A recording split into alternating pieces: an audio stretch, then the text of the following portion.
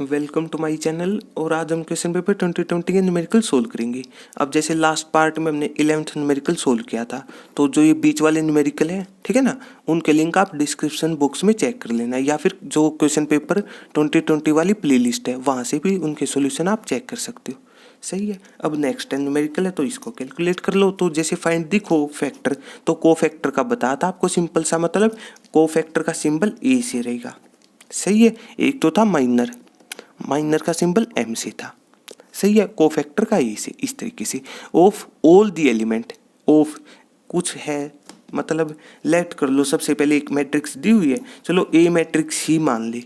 इस ए में और उस कोफैक्टर वाले सिंबल ए में अंतर है, ये पता होना चाहिए। फिर भी आप क्यों कंफ्यूज हो, इसको और नाम रख लो, बी मैट्रिक्स मान ली, हमारे ऊपर ये चीज़। सही है। तो इस तरीके से लिख लो आप, ठीक है ना। तो इस तरीके से अब इसके बाद तो कोफैक्टर, तो कोफैक्टर निकालने का सिंपल सी तरीका बताता आपको, क्या कि सबसे पहले लिख दो ना, जैसे कोफैक्टर, ठीक है ना। तो जैसे कोफैक्टर को ए से रिप्रेजेंट कर लिया, तो ए आई जे कह दोगे तो अच्छी बात है। आई जे का मतलब है आई तो है रो और जे कॉलम हो जाएंगे। सही है। तो इस मैट्रिक्स है जो वो 2/2 की है। 2/2 का मतलब, इस 2 का मतलब 2 रो है लेफ्ट से राइट, और इस 2 का मतलब ऊपर से नीचे कॉलम होते हैं। तो 2 कॉलम है, 2 रो 2 कॉलम, तो इस तरीके से। सही है। बस आप यहाँ पर डायरेक्टली कह दो कोफैक्टर ए आई जे मान लिया हमने, तो डायरेक्टली लिख दो। सही है। तो कोफैक्टर हर एलिमेंट का निकलता है। तो सबसे पहले इस पोजीशन का क्या नाम है, कोफैक्टर निकाल रहे हैं, लेकिन किसका आप लिख भी सकते हो जैसे कुछ इस तरीके से कि मतलब इसका पहली रो है, पहला ही कॉलम है ये एलिमेंट, तो A11। या फिर इसको आप इस तरीके से भी लिख सकता कोई कि कोफैक्टर ऑफ 1, ये वाला 1 सिंपली। सही है। और कोफैक्टर निकालने का क्या तरीका बताया था हमने, सिंपली क्या करो आप उसी की रो और कॉलम भूल जाओ, उसी की जिस भी एलिमेंट की निकाल रहे हो उसी की रो और कॉलम भूल जाओ, जो भी देख लो 3 है वही रिजल्ट है। तो इस तरीके से केवल कैलकुलेशन, सिंपल सी बात है।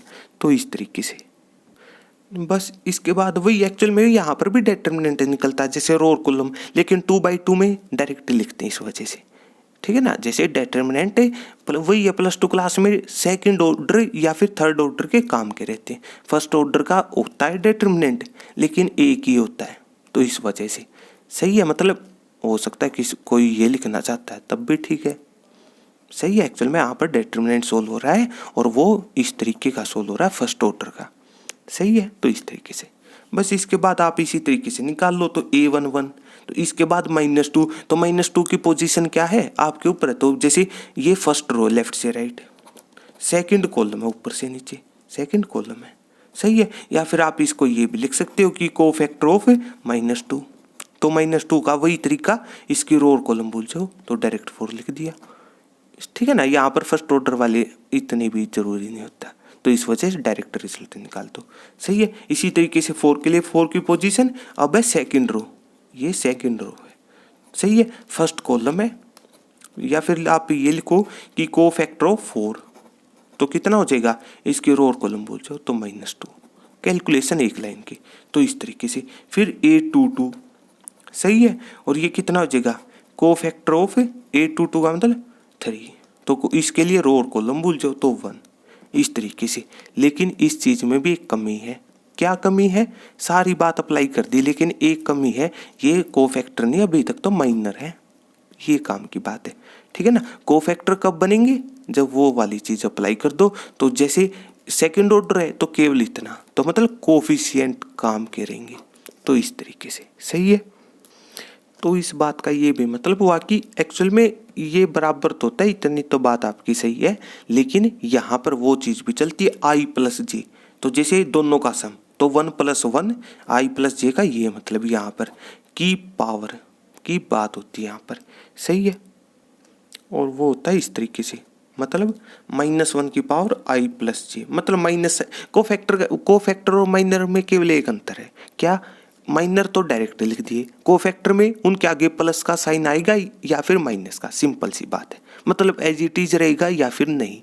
तो इस तरीके से तो सिंपली आप डायरेक्ट लिख दो -1 की पावर दोनों का सम करके, सही है। तो मतलब वही है, इवन नंबर में नेगेटिव साइन खत्म हो जाएगा, बात खत्म। तो जैसे दोनों का सम इवन नंबर है, 1 + 1 2, तो प्लस ही रहेगा। 1 + 2 तो जैसे -1⁻3। सही है। ओड में नेगेटिव साइन बचेगा, ये पता होना चाहिए।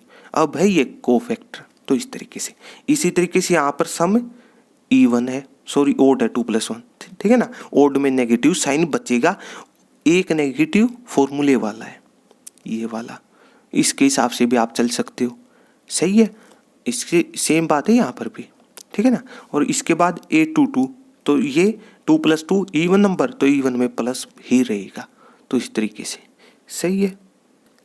और अगर आप यहाँ पर ये चीज़ याद रखना चाहते हो तब भी ठीक है, मतलब इसको प्लस से मल्टीप्लाई करो, इतना ही रहा। इसको माइनस से मल्टीप्लाई करनी पड़ी, शुरू में 4 था, फिर माइनस से मल्टीप्लाई जैसे हमने की है यहाँ पर, ठीक है। फिर इस एलिमेंट को माइनस से मल्टीप्लाई किया, देख लो, ये एज इट इज रहा। इस तरीके से आपके ऊपर, ये चीज़ याद रखना चाहते हो या फिर ये चीज़, तो आपके ऊपर है। तो इस तरीके से। अब नेक्स्ट न्यूमेरिकल, तो जैसे अब नेक्स्ट न्यूमेरिकल इसको सोल्व कर लो। आपकी लेट कोई फंक्शन है, सही है। सबसे पहले ये देख लिया, बात खत्म। क्या है? मॉडुलस। और बताया था आपको कि मॉडुलस फंक्शन कभी भी आ जाए हमेशा ही डिफाइन करना पड़ेगा, तो सिंपली लिख दो। जैसे फिर भी ये 1 मार्क का न्यूमेरिकल है, ठीक है ना, तो मतलब डायरेक्टली आप फिर भी पता होना चाहिए एक्चुअल में, मतलब इस तरीके से कि मॉडुलस फंक्शन का मतलब होता है कि वो डिफाइन करना पड़ेगा। डिफाइन करने का मतलब है मॉडुलस के अंदर है, जो भी है एज इट इज रख लो। सही है। अब उसका रिजल्ट प्लस भी आएगा माइनस भी आएगा, डिफाइन करने का ये मतलब होता है। सही है। अब इसके बाद अब किस जगह चेक करना है, केवल मॉडुलस के अंदर कुछ भी लिखा हो उसी को 0 के साथ इक्वेट कर दो। मॉडुलस के अंदर कुछ भी लिखा हो उसी को 0 के साथ इक्वेट कर दो। तो अब हमने 0 पर चेक करनी है कंडीशन, सिंपल सी बात है। सही है। तो मतलब प्लस कब आएगा, जब x 0 से बड़ा होगा।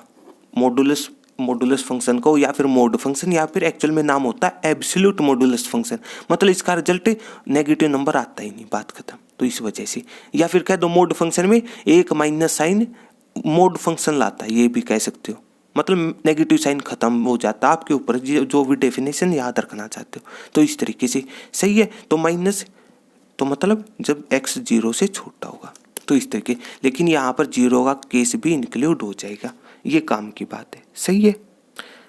तो अब इसके बाद फिर भी ये जो यहाँ पर 0 वाली चीज़ समझ नहीं आती बच्चों को कि मतलब यहाँ पर इंक्लूड क्यों करते हो, ठीक है ना। सिंपली जैसे x 0 तो अब अलग इंटीजर है ना, कभी आपने ये पढ़ा है, या फिर ये 0 अलग इंटीजर है, ना पॉजिटिव ना नेगेटिव।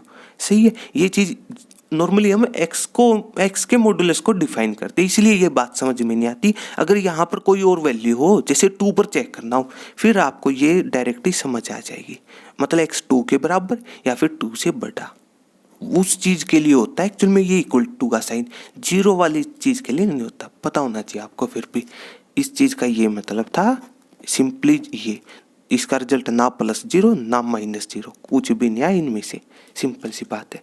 सही है। तो अब यहाँ पर आपके पास जो फंक्शन है उसकी मल्टीप्लाई कर लो, तो x इंटू एक्स का मॉडुलस, तो मतलब 2 जगह डिफाइन करना पड़ेगा। सही है। तो बस कर लो फंक्शन में मल्टीप्लाई, तो मतलब मॉडुलस को डिफाइन कर लिया था, मतलब सिंपली इस x की मल्टीप्लाई एक बार इस जगह कर दो, एक बार इस जगह, सिंपल सा मतलब। तो एक बार यहाँ करोगे तो x इंटू एक्स, तो कितना हो जाएगा x स्क्वायर कैलकुलेशन, और यहाँ पर नीचे -x स्क्वायर, कंडीशन सेम रहेंगी, तो इस तरीके वाली। सही है। अब इसके बाद, ठीक है ना, डिफरेंशिएबिलिटी चेक करनी है हमने, किस पर, एट x = 0।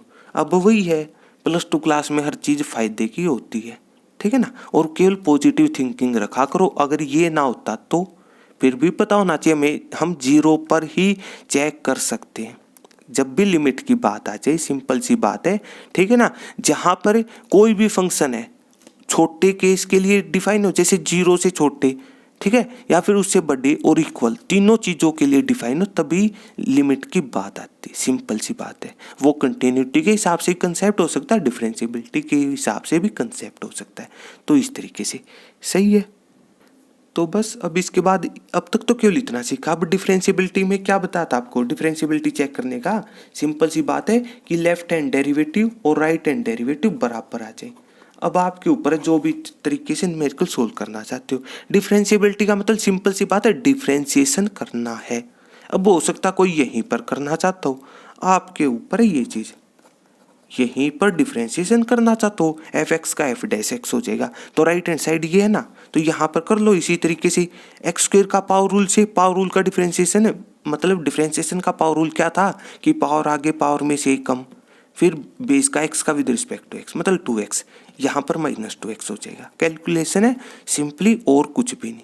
तो जैसे ये जो भी वैल्यू थी, तो इस तरीके से एफ डैश एक्स आ चुका है। अब हमने चेक करना है at x equals to 0, numerical की स्टेटमेंट है, सही है। तो आप यहाँ पर लिख दो एट एक्स इक्वल्स टू 0, सही है। तो डिफरेंशिएबिलिटी मतलब एक मेथड ये भी रहता है आपके ऊपर, अगर कोई से भी सोल्व करना चाहता हो तो एफ डैश एक्स कितना हो जाएगा, तो एक बार ये वैल्यू पुट कर दो फंक्शन के अंदर। फंक्शन अब इस तरीके का बन चुका है, तो एक्स की जगह 0 पुट करो, 2 × 0 0, नीचे भी 0 0, वही ना पॉजिटिव नंबर ना नेगेटिव, तो मतलब रिजल्ट 0 आया दोनों कंडीशन पर, बात खत्म, सही है। इस चीज़ का सिंपल सा मतलब पता है क्या, जैसे डिफरेंशिएबिलिटी आपने x इक्वल्स टू 0, तो जैसे रियल नंबर लाइन पर बीच में 0, लेफ्ट हैंड में negative number, right hand side में पॉजिटिव नंबर, तो हमने लेफ्ट हैंड डेरिवेटिव का मतलब है left hand side, right hand का ये मतलब है, तो इस तरीके से, सही है। तो मतलब लेफ्ट हैंड डेरिवेटिव सिंपल सी बात, उससे छोटे x से मतलब 0 से छोटे नेगेटिव नंबर, ये तो पता ना, ये वाली चीज़ें, सही है। रिजल्ट बराबर है 0 0, कह दो left hand derivative right hand derivative बराबर है, बात खत्म।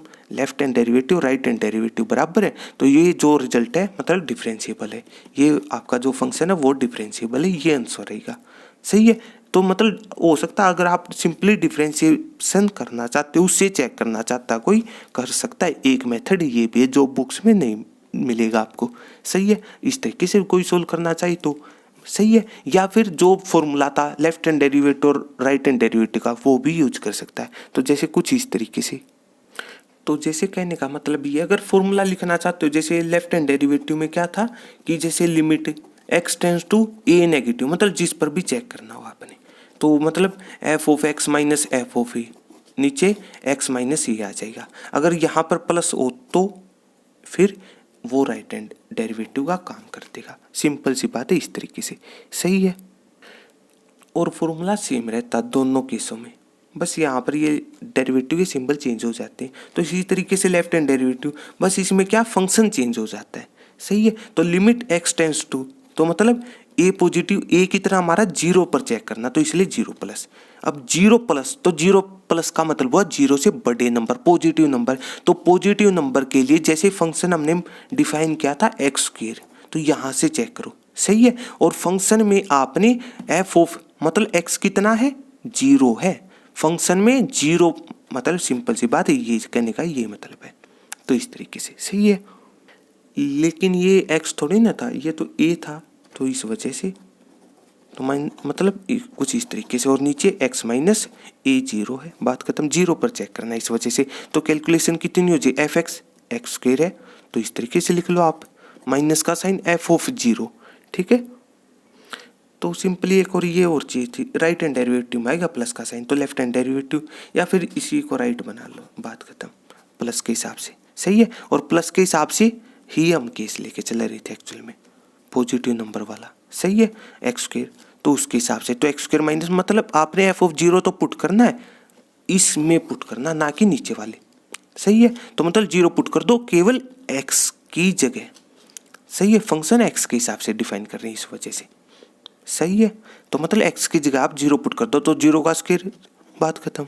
और नीचे कितना हो जाएगा, एक्स माइनस 0, और लिमिट भी साथ में चलेंगी, तो इस तरीके से, सही है।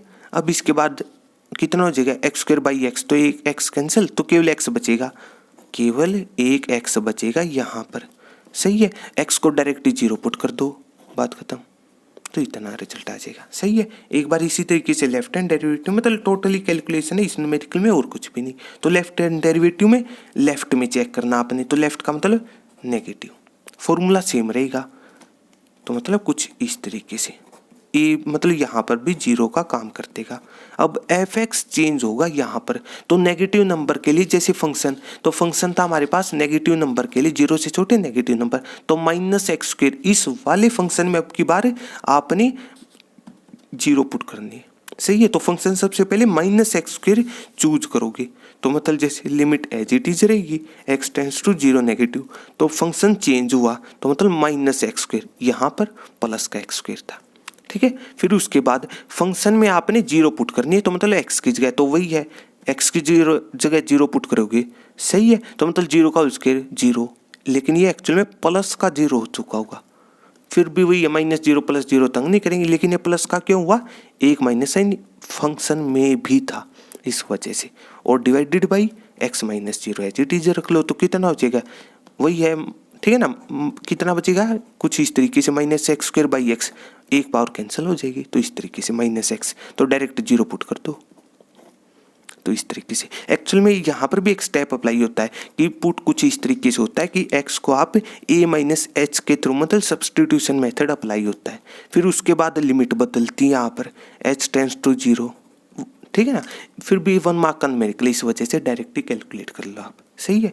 तो इस तरीके लिमिट h टेंड्स टू 0 और फिर x की जगह ये रिजल्ट पुट करो, तो माइनस साइन अलग से, तो इस तरीके से फिर h 0 पुट किया जाता है, तो यहाँ पर 0 मिल जाएगा आपको, तो इस तरीके से, सही है। तो बस अब डायरेक्टली कह दो आप, राइट हैंड डेरिवेटिव का आंसर भी 0, लेफ्ट हैंड डेरिवेटिव का भी आंसर 0 है, तो बात खत्म। तो मतलब डायरेक्टली कह दो लास्ट में डिफरेंशिएबल है, केवल कैलकुलेशन थी। फॉर्मूला याद, अच्छी बात, वहाँ से भी चेकआउट कर सकते हो, न्यूमेरिकल को सोल्व कर सकते हो, या फिर वो तरीका बताता है कि डायरेक्ट डिफरेंशिएशन क्या, उसके हिसाब से चेक कर लो, तब भी ठीक है, दोनों मेथड सही है। तो इस तरीके से, इसी तरीके से हम नेक्स्ट न्यूमेरिकल सोल्व कर लेंगे बेसिक अप्लाई करके। तो अगर आपको मेरी वीडियो अच्छी लगी तो इसको लाइक कीजिए, अपने दोस्तों के साथ शेयर कीजिए और मेरे चैनल को सब्सक्राइब कीजिए। तब तक के लिए थैंक यू।